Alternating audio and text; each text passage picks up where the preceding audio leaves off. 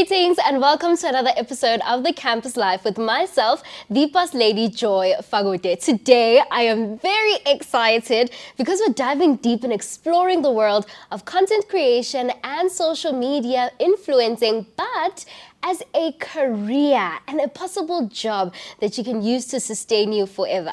Now, as a student teacher in training, I am being taught to equip my learners for jobs that don't even exist yet, which was the case with content creation and social media influencing, as it only arose just within a decade. Someone who knows the ins and the outs of it is here in studio with us, because you and I are interested in content creation, but the specific question is, how do I turn this into a job, into a career path?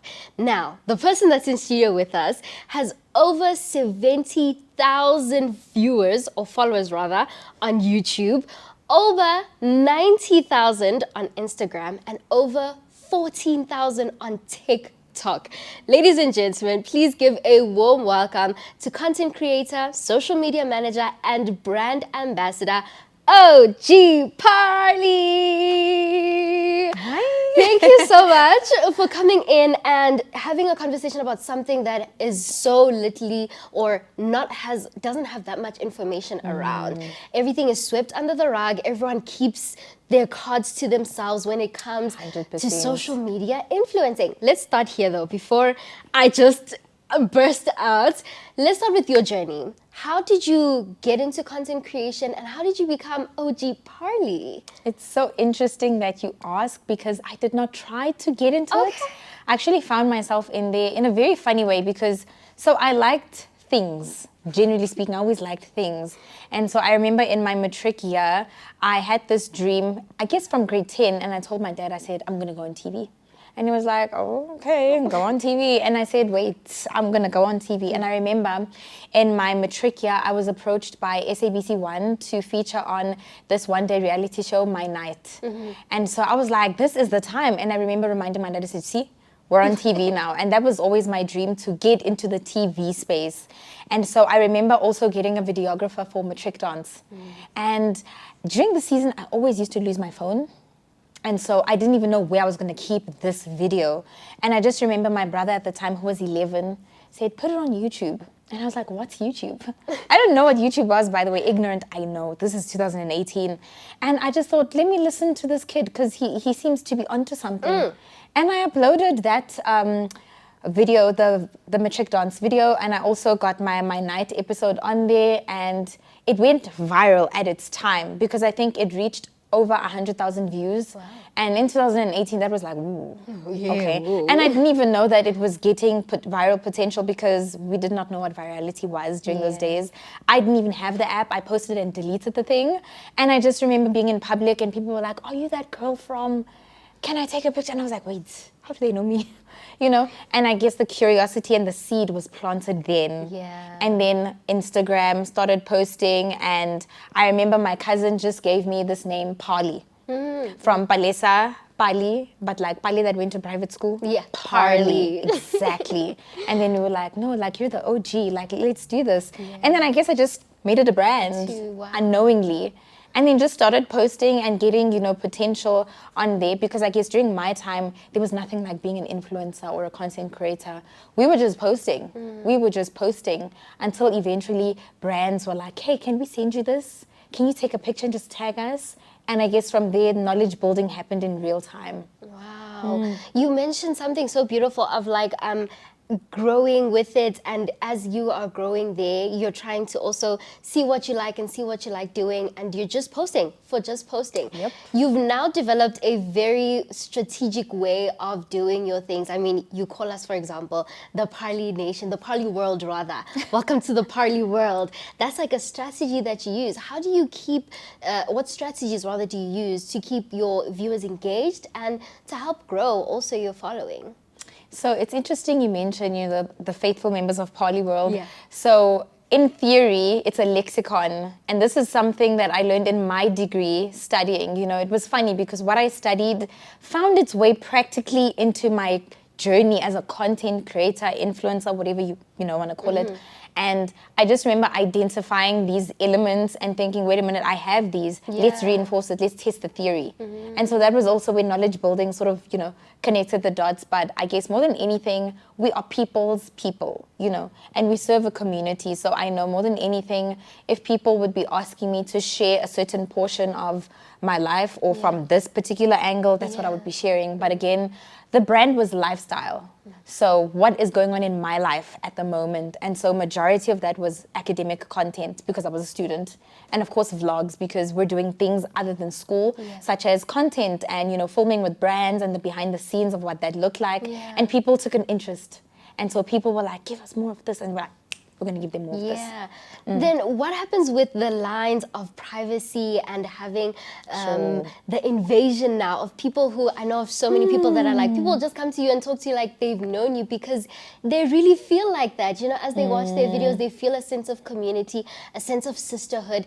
But now it becomes a case of you are invading my privacy. Do you ever have that kind of issue or dilemma? I would say no. And I say no because it caught me, anyways, this wave of, I want to say virality. It caught me when I wanted it. So remember, I wanted to be on TV, right? I wanted to be on TV. Like, that was my goal. We're going on TV. I ended up on social media. I settled for the social media. Very close. We were just there. I was hotspotting. I was close. You don't know what's next. Right? Exactly. And I think even with that, I invited people into my life. And so engaging with them online in the comments, when we were engaging offline, it was the same, just with a different medium. We were in person. I guess like what would be a bit evasive is when people are asking questions offline or online about things I'm not sharing and that I choose not to share, right? Because I chose to share certain things. And I guess I was okay discussing those matters that I chose to share. But I guess where there are boundaries, no one's ever like invaded my privacy in a conversation offline in the 6 years I've been doing it. So shout out to everyone for having boundaries, so it hasn't been too difficult to navigate. I guess as you grow in life, in your own journey, you actually you mature in certain areas and there are certain things you prefer not to share and that you want to share because, again, I professionalized the thing and I'm in a corporate space now, There is more to myself than just my brand. I'm associated with other professional brands. So how I conduct and what I share online, it matters. So I guess we narrowed down the pool. How do you go about narrowing down what to share and what not to share? If someone is interested now in creating content but is not sure, what do I share, what don't I share? How do you go about that process of this yes, this no? So this depends on what type of a content creator you are. So if you are a beauty content creator, you have no business sharing your home renovation. Like, your niche is beauty. If you were built for beauty, share beauty, And if, let's say, you have a campaign, creatively speaking, and it has to do with, let's say, something home renovation, you add beauty. You do it from a beauty lens, right? So your relationship shouldn't be on that page. Your house shouldn't be on that page. Your family shouldn't be on that page because it's beauty-centric, right? And so your pool shouldn't be difficult to narrow down because you chose to build a beauty brand. And so I guess in my case, lifestyle as it was, there were certain focuses. The focus was fashion. The focus was travel, vlog, lifestyle, and then academic. And so with academic, that pool shrunk because as I progressed, I no longer go to class. It's honors now. It's masters now. We don't even go to class once or twice a week. It's research heavy and focused, and then it changes. Even the theme of lifestyle, work is involved now. Other areas of life are also involved. So it goes with the journey of your life. So you mentioned that you are also associated with other institutions as well. You're also, of course, the social media manager for the University of Johannesburg. How do you balance your personal brand and the brand that is UJ? Where do you draw the distinct line that, okay, this is more content I would create on my page, and this is more content for UJ? So it's interesting. I'm actually a social media manager for 4 brands. Wow. Right? So that is a lot. In theory and at face value, it's like, girl, are you okay? Is everything okay at home? Because doesn't each brand have like you personify them, like an identity of their its own tone of voice, its own branding, its own lifestyle, and own objectives and goals as well. I think because I managed to separate my own personal life as Palesa, right? Palesa offline and OG Polly online. So I've mastered the art of detaching the two brands. So throughout the 6 years, and so from that mastery, that then also helped me now in separating this brand from that brand and this brand from that brand. But I won't lie, sometimes I do send my own family members and friends messages and add an orange emoji as though it's UJ. Bit awkward, but it's a human thing. Engraved now in it's you. engraved because you're living multiple lives, which I have been doing, to be honest. If you know, I don't even have a double life, I have a triple life. It's normal. And so it's easy for me to then live the triple lives, quad lives for brands as well, because we lock in, we're that brand, we do this. We log out, we're no longer that. So it's boundaries and I guess routine. Wow, okay. You're also the brand ambassador of a very big company that, oh my gosh, I aspire to work with also. Like, maybe, if you're watching. They got you. When you are in content creation mode and in brand representation mode, what fuels your creativity exactly, whilst also sticking to the brief? I think more than anything, it's being organic and knowing why, and I'll speak from a fashion perspective, why you're creating fashion content. So for me, fashion is not just a form of expression. For me, it's an act of worship to God. And so my creativity comes from there first, right? Because I have this this mandate, #DressUpForJesus. And so from there, my creativity sort of streams there. So even aligning that mandate of mine with a brand like Fashion Nova, for example, who endorses my wardrobe 90% of the time, I tell that story through my organic storytelling and my life and my own mandate. So everywhere we go, it has to have your tone of voice, your storyline, etc., etc. And I think that's just how I creatively, conceptualize for my personal brand. And then, of course, even in the other brands, we have to become the brand to create for the brand. You kind of said also that UJ is like the personification of different, like, an individual of its own, right? If you had to describe UJ through your social media experience, what type of person is UJ? Who is UJ? Oh, UJ is so cute, man. Hey, UJ is cutesy, and I think more than anything, UJ is friendly. I get a friendly and a helpful persona, and of course, with a kind, friendly person, you receive a lot of hate. People don't understand you. People criticize you and they suspect you. And I genuinely get the sentiment online. That is how UJ is, because UJ is 20. UJ is like the new kid on the block, and so isn't always the favorite in the group. Because how did you arrive? Why do you have that? We've been around, but we don't have that, you know? But UJ is just so kind and open and, relatable in its own way to whoever it's serving, despite the hate. So it's just that kind, genuine person who receives hate for no reason. We all know that friend in the group. Yes, UJ is that friend. It's so interesting that you mentioned how you're working for 4 different brands or social media manager for 4 different companies, right? What skill sets does that need from you to ensure that everything is done and executed correctly, ensuring that UJ stays cutesy, but OG Parley is more like this, and this brand is like that, and that brand is like that? What skills do you need for in case someone is interested in becoming a social media manager themselves? Firstly, time management. I put that at the top because people think, oh, it's social media, you're just posting, and it's beyond posting, To be very honest, besides the posting, which is the end product, there's a lot that goes into stuff. So I'll just mention a few things that I do beyond like the obvious, the posting. And so there's community management, right? So you're engaging with the community, and it's not replying to comments, it is beyond replying to comments, Beyond community management, you're also looking at creative strategy, being a creative strategist and writing. So I write scripts for the content that you see, like the videos. I'll speak for most of in fact, all of them. I write the scripts for what you would see. So whatever you're seeing, whatever sound was used, it is intentional. It was researched, it was planned, it was written for. Nothing is random. Everything is organized and has strategy behind it, So it's about strategy. It's also about, I guess, understanding the audience that you're serving. So there's a lot of market research involved. And the market research is not once off, right? It is constant. And we can say that it's fair to conduct market research even monthly.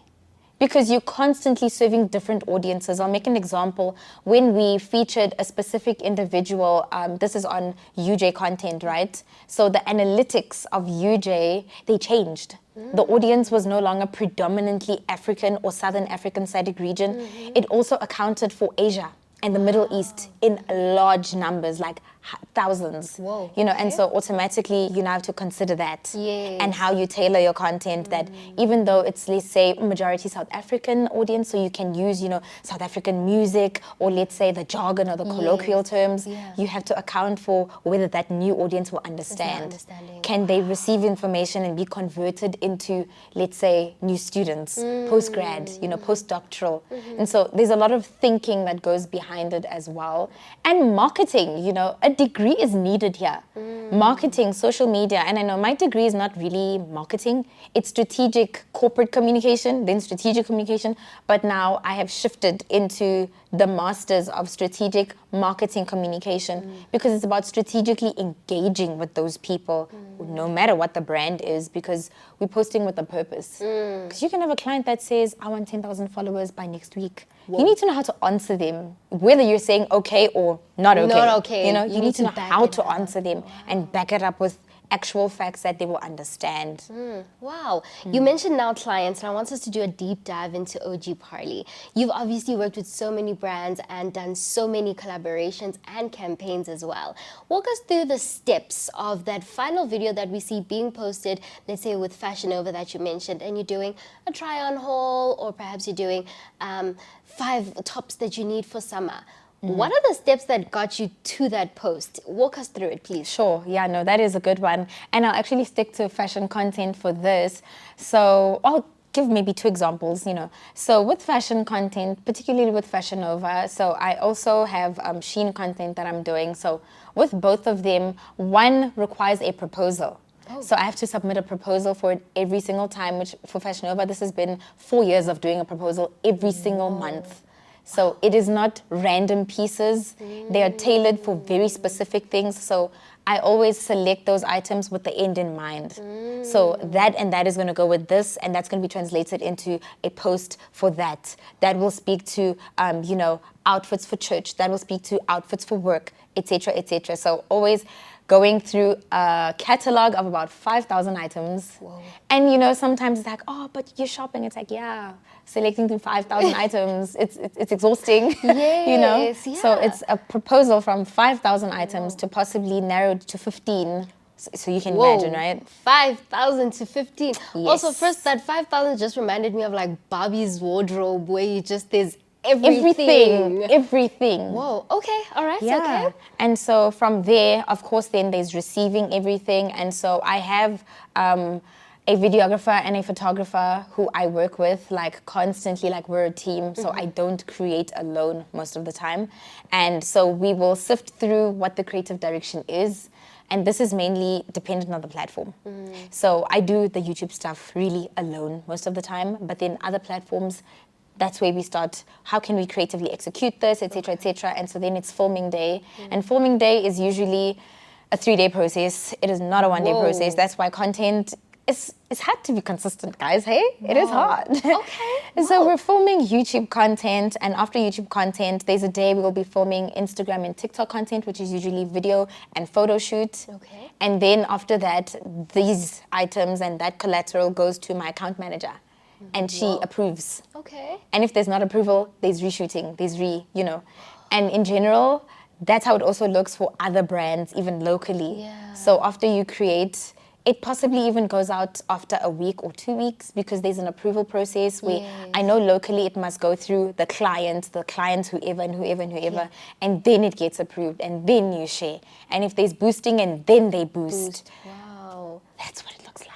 So you've got an entire team that is working behind the scenes to help you achieve the success that you're achieving. What about a student who just got into the game because they're really interested and super passionate about it? How do they go about not working with brands, but just posting my first video? What do I do? Right, so let me actually narrow it down. So I've been doing this for 6 years, but only for the past 2.5 years have I been working with a team. Wow. So before that, I did everything myself with my phone. Oh, wow. Right, with okay, my phone. okay. And it was the proceeds that my phone allowed me to create for YouTube, then proceeds from YouTube allowed me to buy my first camera, right? So this thing of, I have the wrong phone. No, you have the right phone. I don't if you have a smartphone, you're good. yeah. And I mean, for a very long time, I did not use a tripod. I was using the bread tin. I was using books, textbooks, you know. I You use relate so what's much to there. that. I honestly do. I remember I was taking a video outside and I took the dustbin, you know, a big dustbin, and a precisely. brick, and I put my phone and I was like, well, And the tripod. content came out. And the content came out. Right, Yeah. exactly. And I think sometimes it's about using what you have. Yeah.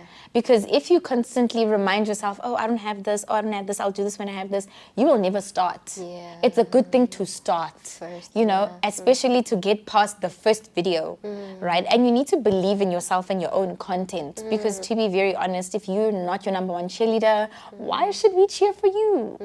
You need to like your own content. That's another thing, because it doesn't help creating something you hate. Yeah. Or you feel, you know, Not too sure about it. Yeah. so it's like, just start with what you have and create what you like. And your niche will come to you. The algorithm is very, very intelligent now. I didn't have an algorithm of this nature when I started, but I feel like becoming a content creator now, especially post-COVID, is much easier than what it was before COVID. Really? You know, because the algorithm also, the intelligence on social media has advanced. It has advanced. It is at its peak right now. So you also have apps that help you become a content creator. They give you suggestions. They suggest sound, direction, and ideas, and tell you what is trending. We never had that. Whoa. We had to decide what's going to trend. Whoa. Okay. Wow. Are there specific apps or platforms that you use that you feel helps your creating be a smoother and faster process when you were still editing and creating your content before the 2 years where you had your team? I think for me, over the years, honestly, and I think even to date, I think I've only used Filmora. So Filmora was definitely something that I used, and then I transitioned into CapCut. And there was this app, it's spelled VLLO, so you can decide how you pronounce it. Yep. For a long time I said Vilo, I saw an I don't know where, but that app as well. Those are the 3 apps that I've constantly used in editing. And I think right now my favorite is CapCut, generally speaking. So I edit most of my videos, but I also have an editor who edits for me because I am busy living multiple lives. Yeah. Screen time is on like 20 hours. It is not good, you know, so whatever they use, that's whatever they use. But what I use, that has helped me so far. But the truth is, you will invest. You're going to have to pay for apps. I paid for Vilo because I wanted the full, you know, accessibility of all the features. And that worked for me, you know, because it's a once-off payment. Anyways, then, you know, we're talking 2018, 19 time. Yeah. Things were once-off payment. Now it's monthly subscriptions, but it's a sacrifice and it's an investment for tomorrow. So I would definitely say invest. If you need to pay for CapCut, pay. It's okay. It's going to help you along the line. You also mentioned being your own cheerleader. And I feel like when we're all starting off, you are posting, you're getting engagement, you're getting the followership, and now you want to work with brands, but you're waiting for them to come to you. For the longest time, that was my case. I'd wait for brands to contact me and let's get going, let's get investing, let's get working together. How do you go about pitching yourself to brands? Do you DM them? Do you email them? Do you have to be in alignment with how they're posting content, the type of perhaps clothing they use, or perhaps the type of food they cook? How do I go about just engaging with brands now that I'm ready to monetize myself? Sure. That is a very good question. And I'll tell you an interesting thing. The answer has changed.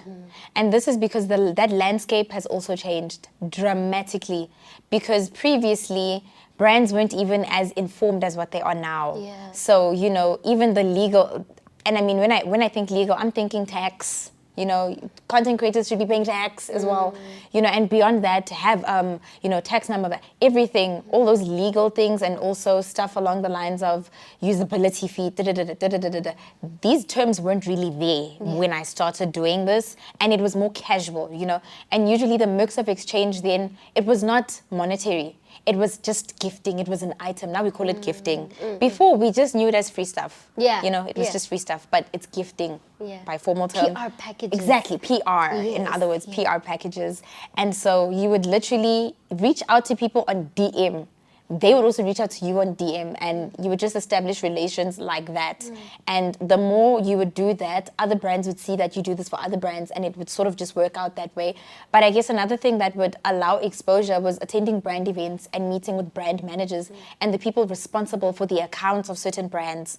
Then they get to know you in person, and they're like, oh, you're also a content creator. Well, I actually do campaigns for da-da-da-da-da-da. Give me your number. Yes. Keep the number. You must talk.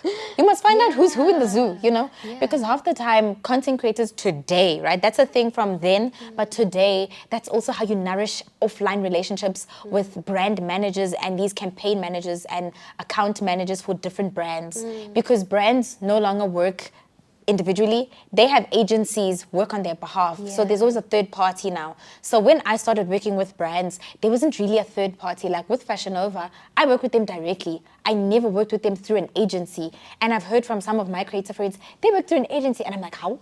I didn't even know, So for me, I was also like, oh, okay, this happens. So it's working through agencies. So get to know agencies as well. Reach out to agencies, not brands. So it's no longer reaching out to brands. It's reaching out to agencies. If you have LinkedIn, my friend, go and search all the agencies in Joburg, in Cape Town, in Durban. Go and find out who works there under whatever. DM them, send them your portfolio. If the door's not there, you need to create it. If you don't go out there, put yourself out there. Don't expect for people to find out about you. We live in an attention economy. People are competing online for attention. There are many people, many content creators. That space is so oversaturated right now. Why should we pick you? So go out there. Put yourself out there. Exactly, put yourself out there. I want to ask now the question that everyone's just like, oh, okay, the payment one, the one of money. Have you ever had difficulty with a brand and payment? I know some creators are always like their payment is delayed, or just the whole conversation around payment in the social media and social media influencing and content creator world is such a taboo topic. Sure. Whether it's the creator or it's the agency, it's just like the agency is waiting for the client for payment, but the creator said you guys have it, everyone is pointing fingers at each other. Sure. So have you experienced anything of the sorts? And how do you navigate it? Do you keep sending them messages? Like, what happens? So I'm going to give you the humble, open, and transparent truth, the hot truth. Please, yeah. So the truth is, this is, I don't want to even call it a new thing. It was new. It is no longer new. It's more an operation that has been running for a couple of years now. We can say that the influencer space is at least 7-8 years old now. Although it wasn't termed influencer and content then, but we now know it as that. So companies previously, I would believe, were able to work efficiently because there was no third party, right? Your details go to payroll. Like a normal salary that they're checking out for one of their staff, it gets checked out. And that's usually like at the end of month, whether that's the 25th or the 30th. And I know sometimes they issue it by weeks. So you'll get paid in such and such many weeks. And sometimes they upfront tell you in the contract that you sign with them. And we're speaking local brands right now, because usually with local, you are signing, a bunch of contracts and paperwork. It's gotten to that point. Wow. And in this paperwork, it does mention that you will be paid after such and such many months. Usually it is months.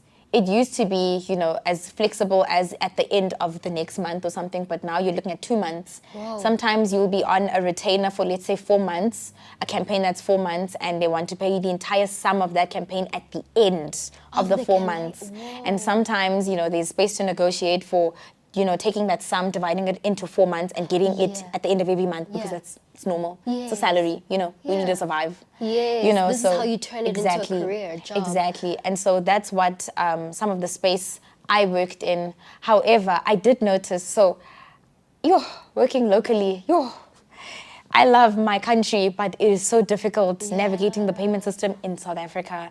So with international brands, I prefer to work with international brands. It's easier. Everything is more straightforward. Even working with a brand that directly wires you money, not using a third party like PayPal or something, they send the money directly to my bank account, because systems have advanced now abroad and here, and there's connectivity now. We can do that. And so with them, I've literally received a payment the next week from international brands. International brands usually like that. So I know with American brands, it's usually around a month. So at the end of the month. With Asian brands, it's the next week. Wow. In South Africa, it's in 2 months. Ish. So the picture I'm painting here is know your geography. That also helps you forecast how many brands you need to be working with to sustain yourself, you know, and that is why I have more than one job, because it is not sustainable, especially in this oversaturated environment. There are too many content creators for you to only just stick to the South African region of I want to work with Nando's. Yeah, but what about Nando's UK? You know, like stretching yourself abroad just to open your own horizons so that you can sustain yourself as a content creator. Wow, that is so interesting. As we come to a close, I want to ask you what upcoming projects, events, anything that we should be on the lookout from OG Parley? It's interesting that you say. So I'll answer on behalf of OG Polly and Palesa. Okay. Because I think the two sort of merge. But for now, we are working on the next graduation, right? That one needs to come because Most it's still content, mandate. right? So we are working on the academic space, of course, and I come back on YouTube because, as you can imagine from everything disclosed, we're living multiple lives. Yes. And it is not always the easiest thing to balance consistency. Yeah. So just better and fresher content as well. And the others you'll see. Ooh, You'll see. okay. Cooking. Ooh, Allow me to cook. Okay. There you have it. Got a very beautiful insight into the world of content creation. Should it be something you are considering, let us not stop you, but these are the realities that most people are facing. But as I always say, innate ability matters, but consistent effort will yield you results. I'll catch you in the next one.